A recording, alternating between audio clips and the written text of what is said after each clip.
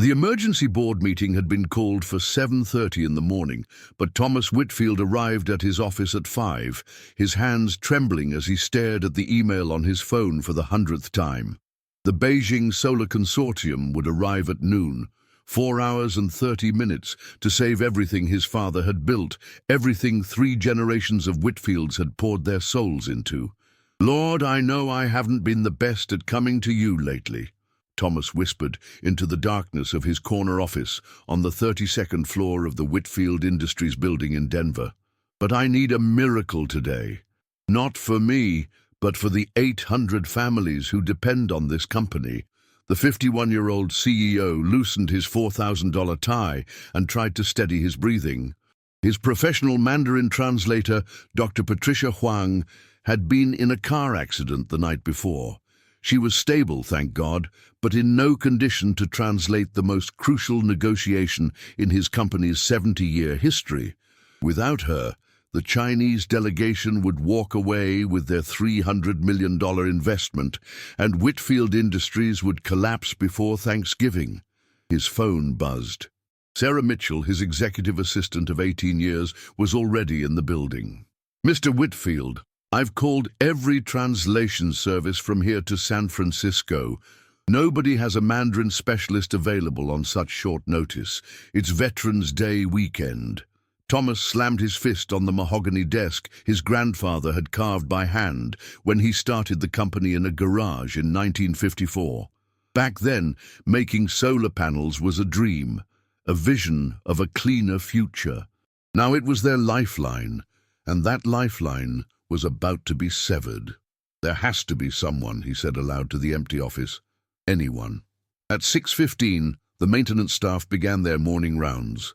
Samuel Brooks, a 62-year-old janitor who had worked nights at Whitfield Industries for 12 years, pushed his cart past the executive offices. With him was his 13-year-old daughter, Grace, her worn backpack slung over one shoulder, her second-hand school uniform neat but clearly showing its age. "Dad, you forgot your dinner again," Grace said softly, pulling a wrapped sandwich from her bag. But she said it in perfect Mandarin, the language she used when she wanted to practice without others understanding. Samuel smiled wearily. "Thank you, sweetheart. I don't know what I'd do without you." He responded in English, as always. His daughter's gift for languages was something he'd never fully understood, but he thanked God for it every day.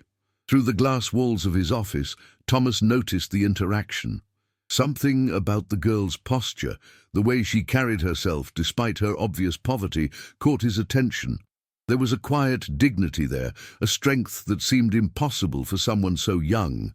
Sarah burst through his door at 6:30. "Mr. Whitfield, I've exhausted every option. We're looking at colleges now, but most professors aren't answering their phones this early." "What about that girl?" Thomas pointed through the glass. "The janitor's daughter. I heard her speaking something. Was that Mandarin?" Sarah frowned, following his gaze. "That's Grace Brooks, Samuel's daughter. She comes by sometimes when school's out early or on breaks." She paused, her expression skeptical. "Sir, she's 13 years old. Did you hear her speaking Mandarin or not?" I'm not sure. It might have been." Thomas stood up, his decision made from desperation rather than confidence. "Bring them in here, both of them." Samuel entered nervously, clearly uncomfortable being summoned to the executive floor for anything other than cleaning. Grace followed, her dark eyes taking in everything with a curiosity that seemed to catalogue and analyze simultaneously. "Samuel," Thomas began, trying to keep the desperation out of his voice, "does your daughter speak Mandarin?" Samuel shifted uncomfortably, protective instincts flaring. "Why do you want to know, Mr. Whitfield?" "Dad," Grace said softly, touching his arm. "It's okay." She turned to Thomas, switching to flawless Mandarin. "Yes, Mr. Whitfield, I speak Mandarin fluently. Also Cantonese, Korean, and Spanish.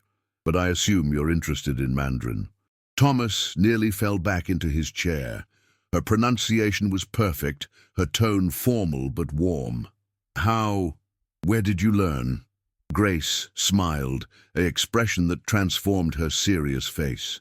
My mother was a missionary in China for 8 years before she met my father. She died when I was 7, but she taught me Mandarin from the time I could speak. She said languages were doors to understanding God's children around the world. Samuel's eyes misted at the mention of his late wife Ruth. Thomas noticed the small cross pendant around Grace's neck, identical to one Samuel wore beneath his janitor's uniform. "Grace," Thomas said carefully, aware he was about to place the fate of his company in the hands of a child. "I need someone to translate for the most important meeting in this company's history. Chinese investors are coming at noon. $300 million and 800 jobs depend on this meeting going perfectly." "Mr. Whitfield," Samuel interrupted, his protective instincts overwhelming his usual deference. "With all due respect, Grace is just a child. This sounds like tremendous pressure." "I can do it," Grace said quietly but firmly. "Mom always said that God doesn't call the equipped, He equips the called. If you need my help, Mr. Whitfield, I'm here." Sarah cleared her throat. "Sir, this is highly irregular. These executives from Beijing are notoriously difficult. They've walked out of meetings for the smallest perceived slight, using a child as translator." "Do we have another option?" Thomas asked bluntly. The silence that followed was answer enough. "Grace," Thomas said, kneeling to meet her at eye level, "this isn't just translation. These men will test you. They'll use complex technical terms about solar technology, manufacturing processes, international trade regulations. They might even try to trap you with dialect differences or cultural references." Grace's eyes sparkled with something Thomas couldn't quite identify. Intelligence, certainly, but something more. Faith, perhaps. The kind of absolute faith he'd lost somewhere between his father's death and his third divorce. "Mr. Whitfield," she said, switching back to English, "I've been preparing for something like this my whole life, even if I didn't know it. Every Sunday at church, I translate sermons for the Chinese immigrant families who attend our service. Every Wednesday, I help Mr. Liu at the community center understand his medical forms and legal documents. Last month, I helped translate a technical manual for solar panel installation for our church's mission project." Thomas straightened, stunned. "You know about solar technology? Our church installed panels on 3 low-income housing buildings last summer. I translated all the technical documentation from the Chinese manufacturers. I know more about photovoltaic cells and inverter specifications than most teenagers know about video games." Sarah pulled Thomas aside. "Sir, I need to tell you something. Grace Brooks isn't just any child. She won a full scholarship to Denver Academy. She's been accepted to their advanced placement program, but Samuel can't afford the additional fees for books and supplies. Why didn't anyone tell me we had someone like this working, with a parent working here?" Sarah's silence was condemning. Thomas realized with a sick feeling that he'd walked past Samuel Brooks thousands of times in 12 years and never once asked about his life, his family, his daughter, who was apparently a prodigy. "Grace," Thomas said, making a decision that felt both insane and divinely inspired. "If you do this, I'll ensure your education is fully funded through graduate school, whatever you need." "I don't want payment," Grace said simply. "But if you could help my dad get his teaching certificate renewed, that would be wonderful. He was a history teacher before Mom got sick. The medical bills, well, he does what he has to do to take care of me." Thomas felt something crack in his chest. Pride, perhaps, or maybe it was his heart opening for the first time in years. This child was negotiating not for herself, but for her father, showing a selflessness that put his own greed-driven life to shame. "Done," he said immediately. "Both things, your education and your father's certification." The next 3 hours flew by in a blur of preparation.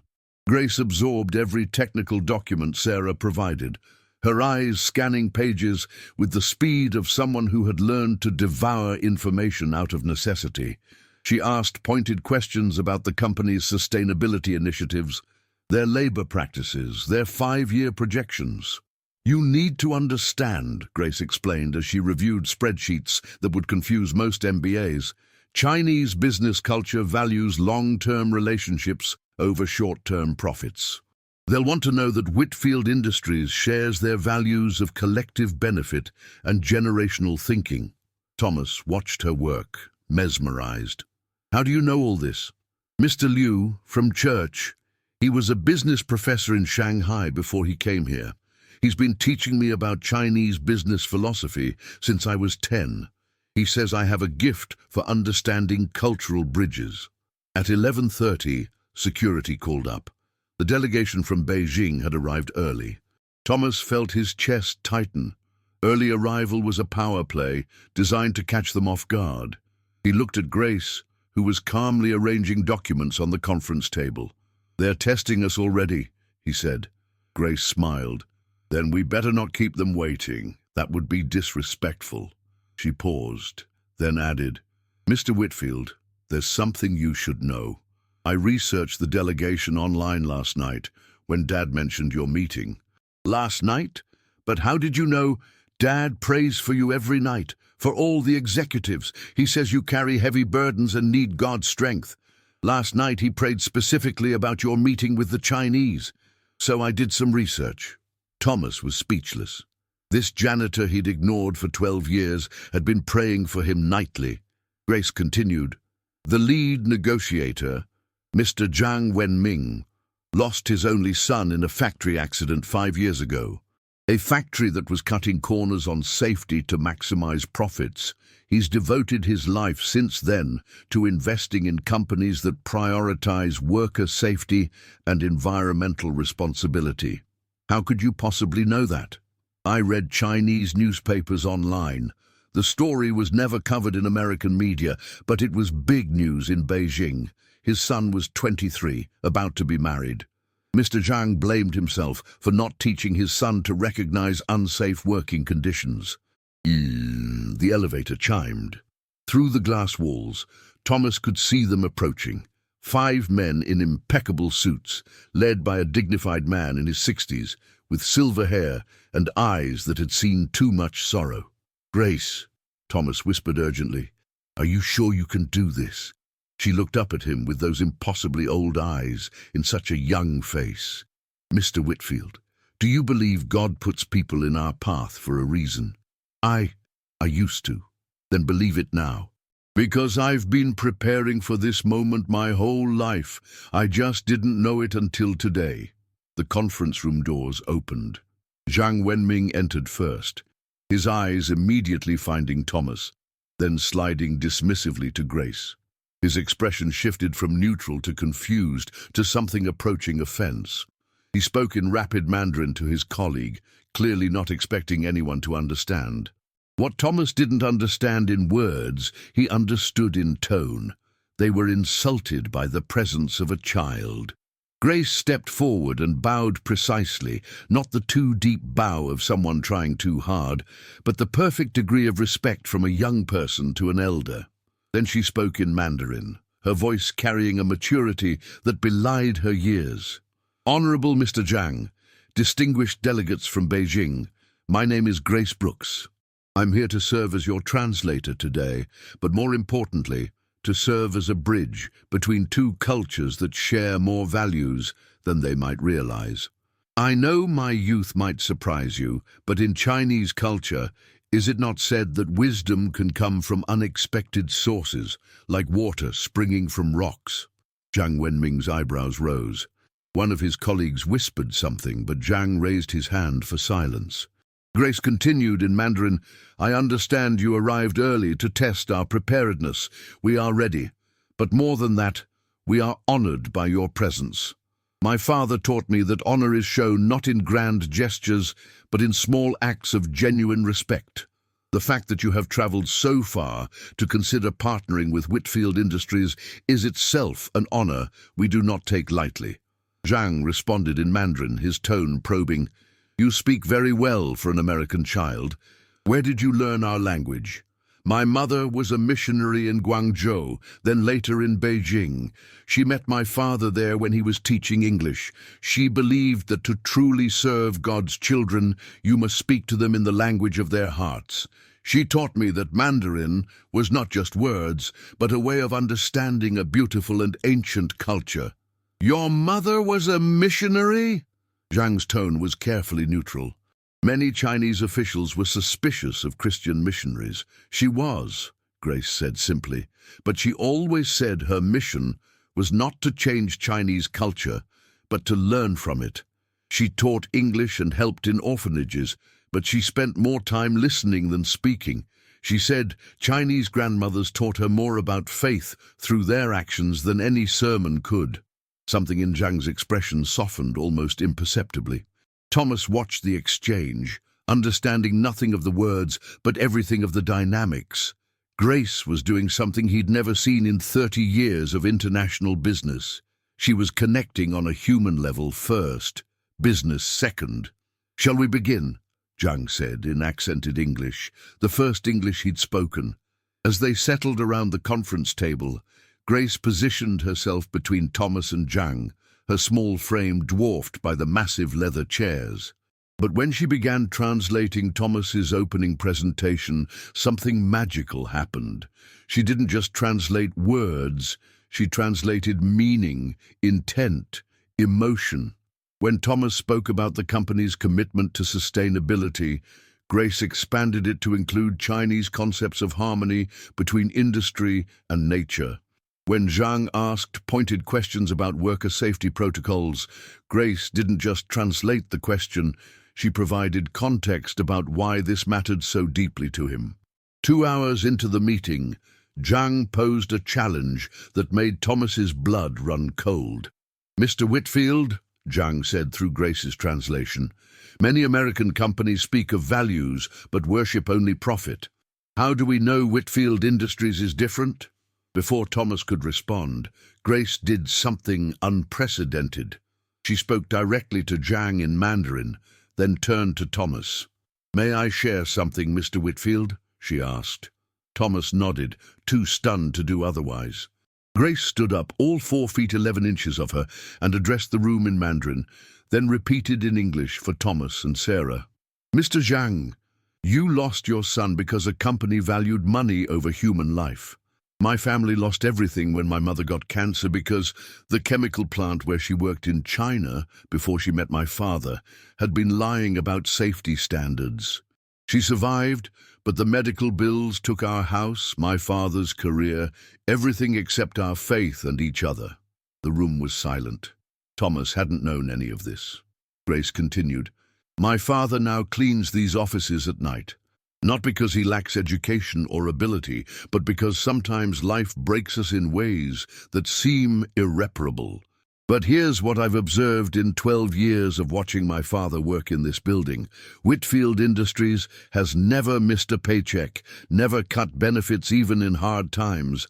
And when the night security guard's daughter needed surgery last year, Mr. Whitfield personally ensured she got the best care at Children's Hospital."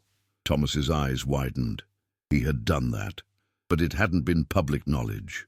"I know this," Grace continued, "because that security guard is Mr. Patterson, and his daughter Lily is my best friend. Mr. Whitfield never asked for recognition. He just did what was right." She turned to Thomas. "You didn't know I knew that, did you? Just like you didn't know my father prays for you every night, or that the entire night shift maintenance crew calls you the good one, because you're the only executive who says thank you when you work late." Then back to Zhang in Mandarin. "Honorable sir, you ask how you can know this company is different? Look at the small things. The janitor who has worked here 12 years and never been treated with anything less than dignity. The security guard's daughter who received help without being asked. The fact that when faced with this crucial meeting, Mr. Whitfield was willing to trust a 13-year-old girl because he saw capability beyond appearance." Zhang Wenming stood up slowly. Thomas's heart sank, thinking he was about to walk out. Instead, Zhang walked around the table to where Grace stood, and to everyone's amazement, bowed to her. "Young lady," he said in English. "In my 67 years, I have never been addressed with such honesty and wisdom by anyone, let alone a child. You honor your parents and your faith." He turned to Thomas. "Mr. Whitfield, this young woman has shown me more about your company's character in 5 minutes than most presentations show in 5 hours. But I have one more question." Thomas steeled himself. "Please ask anything. Why did you not know about your janitor's qualifications, about his daughter's gifts? How can a leader lead if he does not know his people?" The question hung in the air like an accusation. Thomas felt the weight of his failures, his blindness, his pride crushing down on him. He thought of all the times he'd walked past Samuel Brooks, all the opportunities missed, all the talent overlooked, because it came in unexpected packages. "You're right," Thomas said quietly. "I've been blind, not just to Samuel and Grace, but to so many others. I've managed from a distance, led from isolation. I confused position with wisdom, wealth with worth." He paused, feeling tears threatening. "I'm not proud of that, but I'm grateful God sent Grace here today to open my eyes." "God?" Zhang asked, his tone curious rather than dismissive. "Yes," Thomas said, finding strength in the admission. "I'm a Christian, Mr. Zhang, though I haven't been a very good one lately. I've let success separate me from my faith, from my people, from the very values my grandfather built this company on. But Grace and her father have reminded me that faith isn't just for Sundays. It's for every moment, every decision, every interaction." Zhang nodded slowly. "In China, we have a saying, 'The best leaders are like water. They nourish everything they touch and seek the lowest place.' Your janitor and his daughter understand this. The question is, can you learn it?" "I'm trying," Thomas said honestly. "With God's help and examples like Grace and Samuel, I'm trying." The room fell silent. Then Zhang spoke in rapid Mandarin to his colleagues. The discussion went on for several minutes, with Grace listening intently, but not translating, respecting their need for private deliberation. Finally, Zhang turned back to Thomas. "We came prepared to invest $300 million, he said in English. Thomas held his breath. "But after meeting young Grace and hearing her testimony, we will invest $500 million. The room erupted in gasps. Sarah actually dropped her tablet. Thomas felt his knees go weak. Zhang continued, "But we have conditions. First, Grace must be appointed as our official liaison for this project. She understands both cultures in a way that no adult translator could. Second, her father must be promoted to a position that utilizes his true talents. Third, Whitfield Industries must establish a scholarship program for children of all employees, not just executives. And fourth," he paused, a small smile playing at his lips, "you must promise to learn the names and stories of every person who works in this building." "All of them?" Thomas asked, stunned.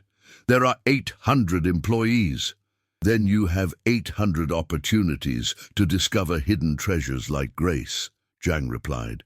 Grace translated this exchange, her eyes shining with unshed tears. When she finished, she added quietly, "Mr. Whitfield, my mother used to say that every person is a universe of possibilities waiting to be discovered. Maybe this is the beginning of discovering those universes." As contracts were drafted and hands were shaken, Thomas found himself watching Grace with a mixture of awe and shame.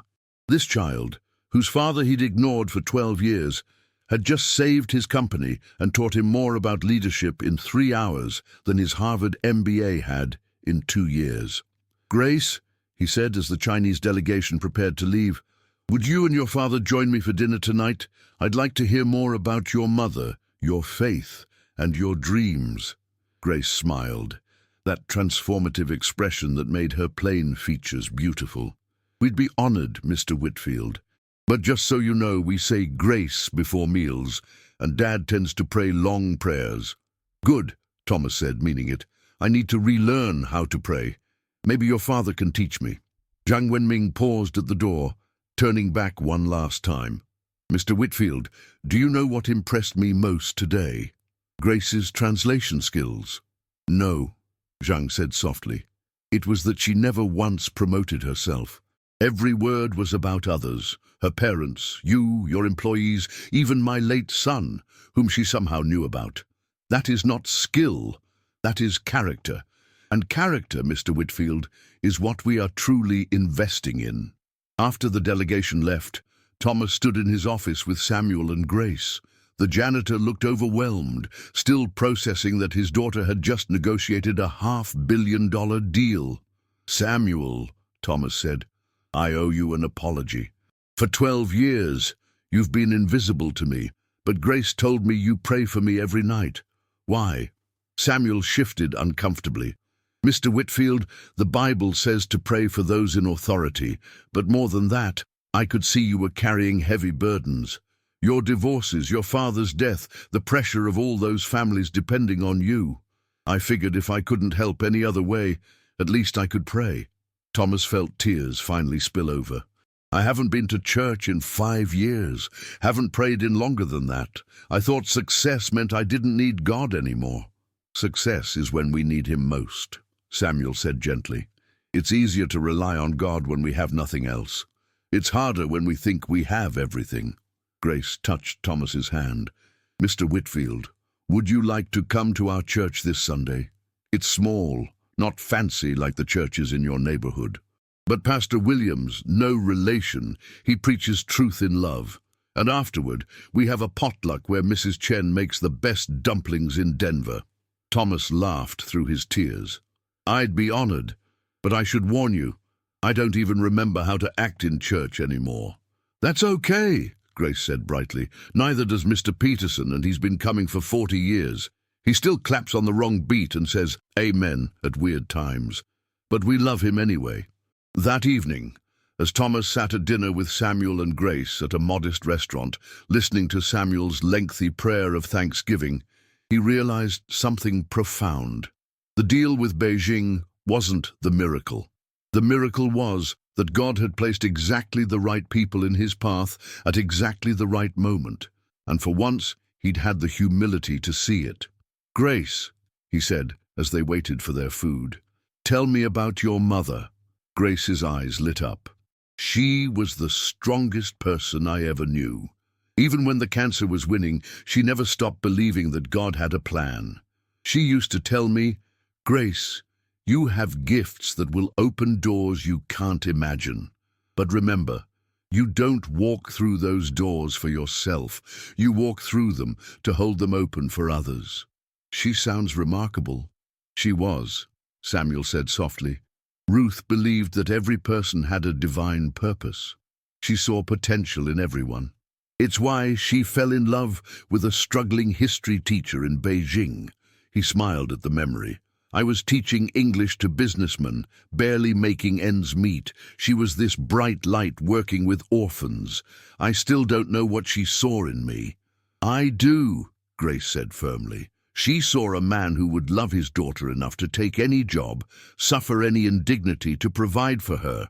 She saw a man who would pray for his enemies and bless those who overlooked him. She saw you, Dad, the real you."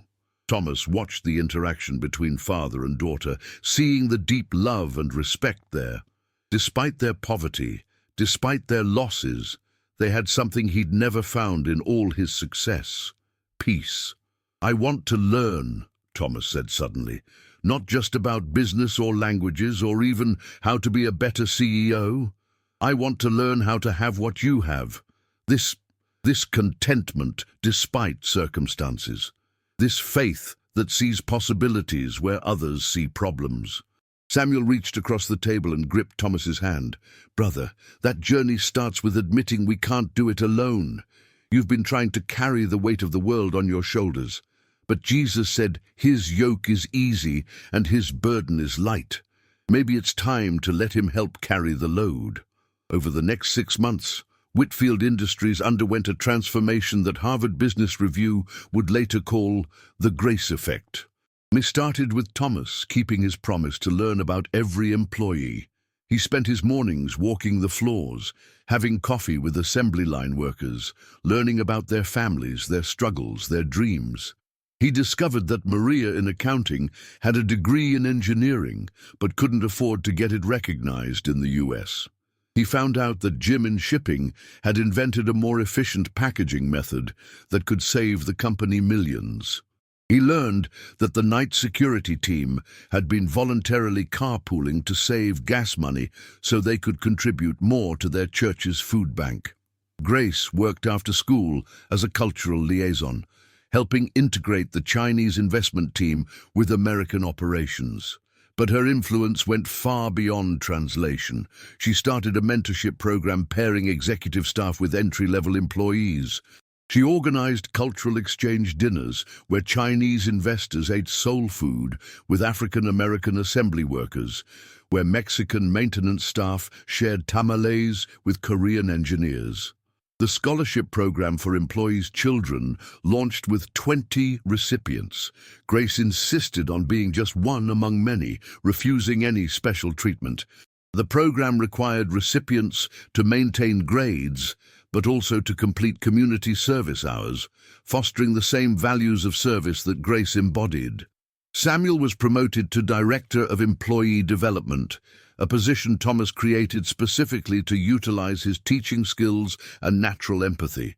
Within 3 months, employee satisfaction scores reached record highs.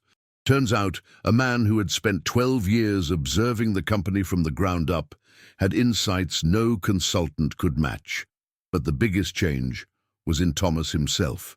He started attending Samuel and Grace's church, sitting in the third pew from the back, struggling through unfamiliar hymns and trying not to cry during every sermon. The congregation, mostly working-class families, embraced him without judgment, though it took weeks before he stopped feeling like an imposter in his $1,000 suits among their second-hand clothes. One Sunday, Pastor Williams preached about the parable of the talents, about how God gives different gifts to different people, expecting them to use them wisely. But here's what we often miss, the pastor said, his voice carrying the authority of lived experience. The master was angry at the servant who buried his talent, not because he didn't multiply it, but because fear made him hide what he'd been given. How many of us are hiding our talents because we're afraid they're not good enough? How many of us are overlooking talents in others because they don't come in the packages we expect? Thomas felt the words pierce his heart. After service, he found himself at the altar, kneeling next to Grace, who was praying for a classmate with leukemia. "I've hidden behind my success," he prayed aloud, not caring who heard. "I've used position and power to avoid real connection, real vulnerability. Lord, forgive me for the years I wasted thinking I was above needing you, above needing others. Thank you for Grace and Samuel, for showing me that true wealth isn't in bank accounts, but in relationships, in service, in faith." Zhang Wenming visited every quarter, and each time he was amazed by the transformation. "This is not the same company I first visited," he said during one trip. "There is joy here now, purpose beyond profit." "Grace taught us that," Thomas replied. "She showed us that when you see people as God sees them, as precious, valuable, full of potential, everything changes." "And where is our young translator today?" Zhang asked. "At the State Debate Championship," Thomas said proudly. "She's representing Denver Academy. The topic is about ethical business practices in global markets. I think she might know something about that." Zhang laughed. "Indeed. You know, my colleagues in Beijing ask me why I invested so much in Whitfield Industries. I tell them I didn't invest in a company. I invested in a vision of what business could be when guided by faith and wisdom, even if that wisdom comes from a 13-year-old girl." That evening, Grace won the state championship. In her winning speech, she talked about her father, the janitor who became a director, and her boss, the millionaire who became a brother in Christ. She spoke about how true success isn't measured in dollars, but in lives touched, potential unlocked, bridges built between hearts. "My mother used to say that God doesn't waste anything," Grace concluded her speech. "Every struggle, every setback, every overlooked person is potential energy waiting to transform the world." We just have to have eyes to see and hearts brave enough to act on what we see. The audience gave her a standing ovation, but Grace's eyes were on her father and Thomas in the third row, two men from different worlds, brought together by divine appointment and a young girl's courage. 3 years later, at Grace's high school graduation, Thomas gave a speech as the guest of honor. Whitfield Industries had become the most successful solar company in America. But more importantly, it had become a model for ethical business practices, employee development, and cultural integration. 3 years ago, Thomas began, looking directly at Grace in her cap and gown. I was a successful failure. I had money but no meaning, power but no purpose. Then God sent me 2 angels disguised as a janitor and his daughter. They taught me that true leadership isn't about being above others, but about lifting others up. They showed me that faith isn't just for church on Sundays, but for boardrooms on Mondays, for factory floors on Tuesdays, for every moment of every day. He paused, seeing Samuel in the audience, now wearing a suit instead of a janitor's uniform, but still the same humble man who had prayed for his boss every night for 12 years. Grace Brooks, Thomas continued, you saved more than a company. You saved a man's soul. You showed me that God often sends his greatest gifts in packages we'd never expect, if only we have the humility to receive them. Grace would go on to Harvard on a full scholarship, eventually becoming an international business consultant, specializing in cultural bridge building.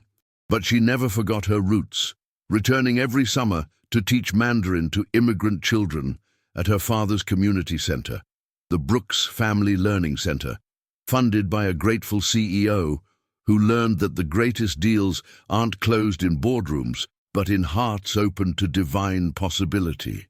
Samuel remarried 2 years later to a wonderful woman from their church, a widow who had been praying for a godly man to help raise her 2 young sons. Thomas was his best man, a reversal of fortune that no one could have imagined that desperate morning when a millionaire discovered that his miracle had been cleaning his offices for 12 years. The story of Grace and Whitfield Industries became legendary in business schools, but Professor Grace Brooks, Ph.D., always corrected the narrative when she guest lectured. It wasn't about me being special, she would tell eager MBA students. It was about what happens when we stop judging by appearances and start seeing with heaven's eyes. My father, the janitor, had more wisdom than any CEO I've met. Thomas Whitfield had more humility than his success suggested. The Chinese investors had more heart than their reputation indicated. We all had gifts. The miracle was that desperation made us vulnerable enough to see past our prejudices and discover what God had placed right in front of us all along. She would end every lecture the same way. In your careers, you'll be tempted to value pedigree over potential, appearance over ability, connection over character. But remember, Jesus was a carpenter's son, David was a shepherd boy, Moses was a stuttering fugitive. God specializes in using the unexpected to accomplish the impossible. The question is, will you have eyes to see it when he does? Years later, when Thomas Whitfield wrote his memoir, he titled it The Janitor's Daughter, how a 13-year-old girl taught a millionaire the true meaning of success. The dedication read, to Samuel Brooks, who prayed for me when I didn't deserve it, to Grace Brooks, who saw potential where others saw problems, and to Ruth Brooks, whose legacy lives on in every life her daughter touches. But most of all, to God, who orchestrates divine appointments in the most unlikely places and uses the foolish things of the world to confound the wise. The book became a bestseller, but Thomas donated all proceeds to fund language education for underprivileged children, ensuring that other Graces would have the chance to bridge worlds with their gifts.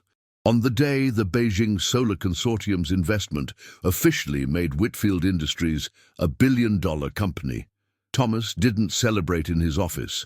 Instead, he was found in the building's basement, sharing lunch with the maintenance crew, learning their names, hearing their stories, and thanking God for the day he discovered that miracles often come disguised as the people we overlook every single day. And in a small church in Denver, a former janitor turned director stood before the congregation to give his testimony. "God doesn't always move mountains," Samuel said, his voice strong and clear. "Sometimes he sends a young girl with the faith to speak to them. My daughter Grace taught me that our circumstances don't define our worth. Our faith does, our service does, our love for others does." The congregation responded with a hearty Amen, including one voice from the third pew that rang out louder than all the rest. A millionaire who had learned that the greatest treasures in life can't be deposited in banks but are stored up in heaven, where neither moth nor rust can destroy them. As Grace sat in that church, home from Harvard for Christmas break, she thought about her mother's words. "You don't walk through doors for yourself. You walk through them to hold them open for others." Looking around at the transformed lives, her father's, Thomas's, the hundreds of employees whose children now had scholarships, the thousands of families powered by clean energy, she whispered a prayer of gratitude. "Thank you, Lord, for using a janitor's daughter to remind the world that you don't see as man sees. Man looks at the outward appearance, but you look at the heart. And thank you for Mr. Whitfield, who had the courage to look past his prejudices and see with your eyes, even if it took desperation to open them." The service ended as it always did, with everyone holding hands across the aisles, praying together. Former janitors and current millionaires, immigrants and natives, young and old, all united in the understanding that in God's economy, the last shall be first, and the humble shall be exalted. And somewhere in heaven, Ruth Brooks smiled, knowing her daughter had indeed walked through the door, not for herself, but to hold it open for countless others to follow.